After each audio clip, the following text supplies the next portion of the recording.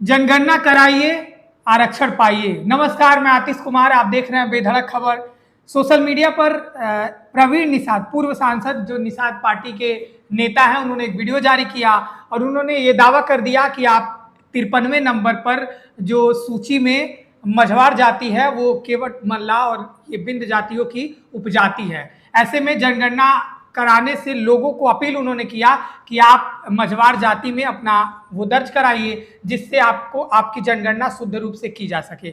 उसके बाद ये चर्चा का विषय बन गया कि आखिरकार सब जो निषाद पार्टी है वो ऐसा करके क्या वास्तव में जनगणना में केवल नाम दर्ज कराने से इन जातियों को एससी यानी अनुसूचित जाति का आरक्षण मिल जाएगा। क्योंकि अब बड़ा सवाल ये गंभीर खड़ा हो रहा है कि कबीरदास का एक दोहा हम आपको कोट करना चाहेंगे कि जाति न पूछो साधु की पूछ लीजिए ज्ञान, यानी विद्वान आदमियों से उनकी जाति नहीं बल्कि उनका ज्ञान पूछा जाता है। तो यही सवाल हम उठा रहे हैं कि क्या वास्तव में निषाद पार्टी के नेता जनगणना के माध्यम से उसमें गिनती करा देने से इन जातियों जो 17 जातियां निषाद पार्टी गिनाती है, क्या वास्तव में एससी कैटेगरी में उन्हें शामिल कर लिया जाएगा जनगणना के माध्यम से, या वास्तव में एक महज राजनीति है। इसी मुद्दे पर हम खास बातचीत करेंगे, चर्चा करेंगे और ये विमर्श निकालने की कोशिश करेंगे कि क्या वास्तव में एक राजनीति है या जनगणना के माध्यम से निषाद पार्टी अब इसकी हुंकार भर रही है उत्तर प्रदेश से। इसी मुद्दे पर बातचीत करने के लिए बेधड़क खबर के संपादक हमारे साथ शशांक शेखर जी मौजूद हैं। सर, क्या आपको लगता है कि निषाद पार्टी जो अब नया दांव लेकर के आई है, एक तरीके से प्रवीण निषाद का ये वीडियो और सोशल मीडिया पोस्ट आप देख रहे हैं स्क्रीन पर, वो कह रहे हैं कि जनगणना में जो मझवार जाति है उसे अधिसूचित किया गया है एससी कैटेगरी में। ऐसे में जो केवट मल्ला, बिंद, कहार, कश्यप, ये अलग अलग जातियां 17 जातियां बताई जाती हैं, इनको जनगणना में ये अपने आप को जो मझवार जाति है उसमें शामिल करें, इससे वो अपील कर रहे हैं पूरे उत्तर प्रदेश में। देखिए, जो आपने कहा ना कि जाति न पूछो साधु की पूछ लीजिए ज्ञान, तो इनका ज्ञान इसी से पता चल गया कि कितना है। सवाल ये है कि क्या ये जातीय जनगणना चल रही है कि उन्होंने अपनी जाति लिखवाई, क्या इस गणना के माध्यम से जो वो बार बार जिस आरक्षण के नाम पर राजनीति कर रहे हैं, निषाद समुदाय और उससे जुड़े हुए 17 जातियों का जिनका नाम लेते हैं, बिंद हैं और तमाम जातियां हैं, तो जिनका वो नाम लेते हैं, क्या उन जातियों को इस जनगणना में, या ये जनगणना भी नहीं, ये तो भवन गणना है, ये अभी घरों की गिनती की जा रही है, पहला घरों की गिनती की जा रही है। तो जनगणना के पहले हिस्से में जब उन्होंने अपना नाम लिखवा दिया कि हम मझवार हैं और मझवार की उपजाति है, निषाद है, केवट है, मल्ला है, ऐसे जो तमाम 17 जातियां हैं ये उसी में आती हैं। तो ये सवाल ये है कि क्या इससे उनको आरक्षण मिल जाएगा, जिसके नाम पर विगत 2018 से आप लोग राजनीति कर रहे हैं और उसी के नाम पे पूरा परिवार सत्ता की मलाई खा रहा है, और उसी सत्ता की मलाई इस बार 27 में भी बनी रहे और कुछ सीटें मिल जाए, इसलिए चुनाव के पहले ये जो भवन गणना और जनगणना की शुरुआत हुई है उसमें उन्होंने ये जलते हुए हवन कुंड में एक जात की आहुति डाल दी है और एकदम धुआं लेकर जाएंगे और लोगों को बताएंगे कि इस बार आरक्षण आएगा। और आरक्षण का रास्ता ये है कि जो जनगणना हो रही है उसमें आप बताइए कि आप मझवार हैं, चाहे आप केवट हो, मल्ला हो, बिंद हो, निषाद हो, जो भी उनकी उपजातियां हैं, कश्यप हैं, माझी हैं, तो जो भी हैं वो आप लिखवा दीजिए और आप बता दीजिए कि हम मझवार की उपजाति हैं, तो आपको आरक्षण मिल जाएगा। लेकिन आरक्षण की प्रक्रिया तो ये है नहीं। आरक्षण की प्रक्रिया में प्रवीण निषाद सांसद रहे हैं, 2 बार रहे हैं, एक बार गोरखपुर से उपचुनाव जीते, एक बार संत कबीर नगर से चुनाव जीते, 2 बार वो रहे। तो क्या संसद में उन्होंने किया? केंद्र और राज्य में आरक्षण के नियम बदल जाते हैं। तो राज्य में उनकी सरकार है, जिस दल के साथ, भारतीय जनता पार्टी के साथ उनका समर्थन है, उसकी सरकार है, तो उसके साथ उन्होंने क्या किया? ये सवाल है कि आप आरक्षण दिला कैसे पा रहे हैं, आप आरक्षण दिला कैसे पा रहे हैं, ये सवाल लगातार निषाद पार्टी से पूछा जा रहा है। लेकिन अगर इस मामले की टेक्निकलिटी को अभी हम समझेंगे कि आखिर दांवपेच कहां फंस रहा है, उस पर भी हम बात करेंगे। लेकिन निषाद पार्टी पदयात्रा कर रही है। अभी पिछले दिनों हम लोगों ने भी देखा कि कैसे महारैली के माध्यम से 4 महानगरों में उन्होंने महारैली की और उन्होंने एक संदेश दिया। वो संजय निषाद रोते हुए भी दिखाई दिए अपने समाज के साथ। वही कह रहा हूँ, ये चुनावी साल है। देखिए, आप इसको जब आप देखेंगे ना कि चुनावी साल है, तो चुनावी साल में इस तरह के कार्यक्रम होते रहेंगे। सरकार बनानी है, सरकार में हिस्सेदारी चाहिए और बार बार अपने लोगों को ये बताने की कोशिश की हम मजबूत हैं और हमारी बदौलत सरकारें हैं, और हम जहाँ रहेंगे वहाँ हमारी जाति का वोट रहेगा। उसके लिए इस तरह के कार्यक्रम हैं, और उसी वोट को साधने के लिए ये जो नया तीर चलाया है प्रवीण निषाद ने और निषाद पार्टी ने, वो तीर है। अब देखना ये है कि निशाना कहाँ लगता है इसका।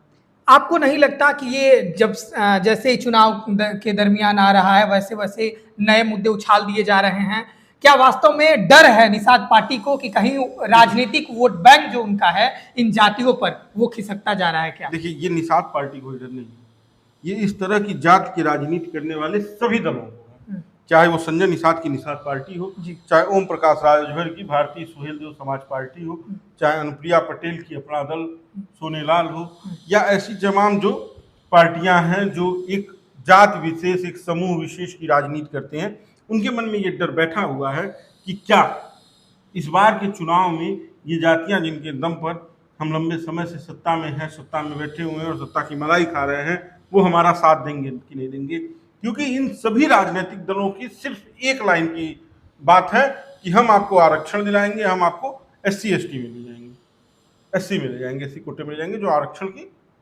का लाभ है वो मिलेगा। तो सवाल ये है कि इसी आधार पे पार्टियां बनी हैं। तो सवाल ये है कि लंबे समय से सत्ता की मलाई आप खा रहे हैं, परिवार आपका उस पर राज कर रहा है, जो आम लोग हैं, जो वोट बैंक की तरह आपके साथ हैं, इस्तेमाल आप कर रहे हैं, आप जिधर जा रहे हैं वो उधर चले जा रहे हैं, उनके परिवार को क्या मिल रहा है? क्या उनके बच्चों को रोजगार मिल गया आरक्षण के नाम पर? क्या उनके बच्चों को आरक्षण का कोई लाभ मिल गया? क्या उनके मकान पक्के हुए? क्या उनके घर 2 पहिया 4 पहिया आई? आरक्षण का क्या लाभ मिला उन्हें? तो इस सवाल के साथ अब तमाम राजनीतिक दल इनको घेरने पर भी लगे हैं, और इनके अंदर पार्टी में भी बहुत फूट हुई है। बार बार लोग छिटक रहे हैं और नया नया आंदोलन खड़ा कर रहे हैं, और जिसकी वजह से अब ये सवाल है कि क्या 27 में इनका साथ सरकार बनाने में इनके लोग देंगे कि नहीं देंगे, जिससे ये घबराए हुए हैं। इसी वजह से ये पूरा दांव पे निषाद पार्टी लगा रही है। अगर आप पोस्ट देख रहे हैं स्क्रीन पर, ये पोस्ट किया है प्रवीण निषाद ने। प्रवीण निषाद कह रहे हैं कि 1990 की माफ कीजिएगा 1950 की जो अधिसूचना है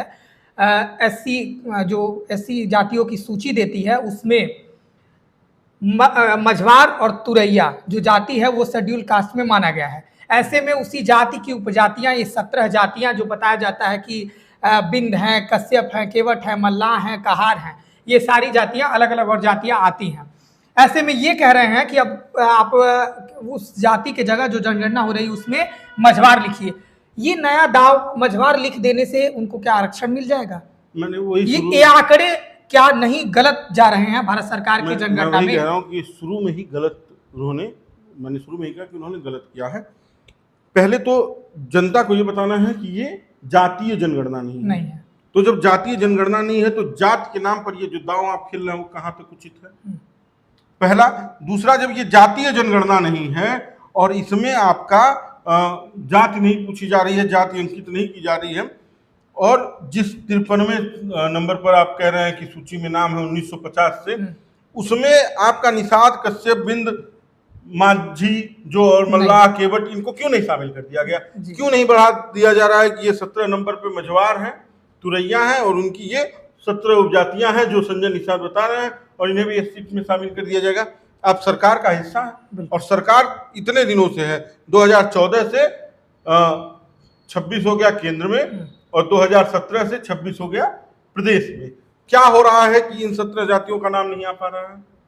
और जातीय जनगणना अगर हो रही होती और तब प्रवीण निषाद कहते कि नहीं, इनको नोट किया जाए, हम उनकी उपजातियां, तो समझ में भी आता।